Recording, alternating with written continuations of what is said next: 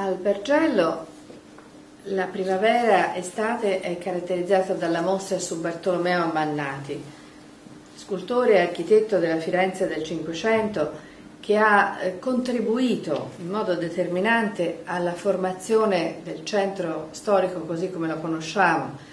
essendo responsabile di imprese come la costruzione del ponte a Santa Trinita,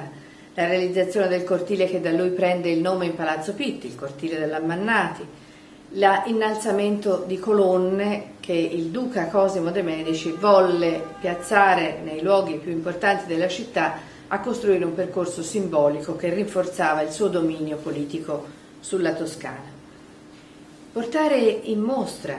in un museo, uno scultore e un architetto è una vera sfida, e così il Bergello valorizza il proprio patrimonio di opere di Bartolomeo Ammannati, del quale quest'anno 2011 ricorre il quinto centenario dalla nascita,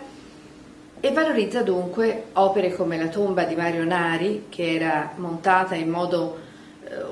non particolarmente brillante e che oggi invece ritrova una sua ideale completezza, oppure lo splendido rilievo di Leda e il Cigno, direttamente ispirato ad un pensiero compositivo del grande Michelangelo, che era per Bartolomeo Ammannati il riferimento ideale, ma soprattutto puntando sull'effetto spettacolare e scenografico del rimontaggio della Fonte di Giunone, un'impresa straordinaria alla quale Bartolomeo Ammannati dedicò molte energie e che doveva essere ospitata in forma di fontana monumentale con molte figure e una struttura complessa, addirittura nella Sala dei Cinquecento in Palazzo Vecchio. Il progetto negli anni 70 del Cinquecento non fu mai condotto a compimento e la fontana paradossalmente iniziò a peregrinare, prima a Pratolino, poi in Boboli, infine smontata in due pezzi al Bergello. La ricomposizione che se ne offre ci presenta il grande impatto di questa invenzione che addirittura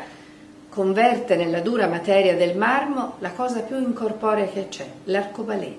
perché proprio sull'arcobaleno sta seduta Giunone, simbolo del governo sul tempo atmosferico, simbolo della circolarità delle acque che vanno al cielo e tornano sulla terra in forma di pioggia, ma simbolo anche della maternità feconda che era stata di Eleonora di Toledo, l'amatissima moglie di Cosimo de' Medici.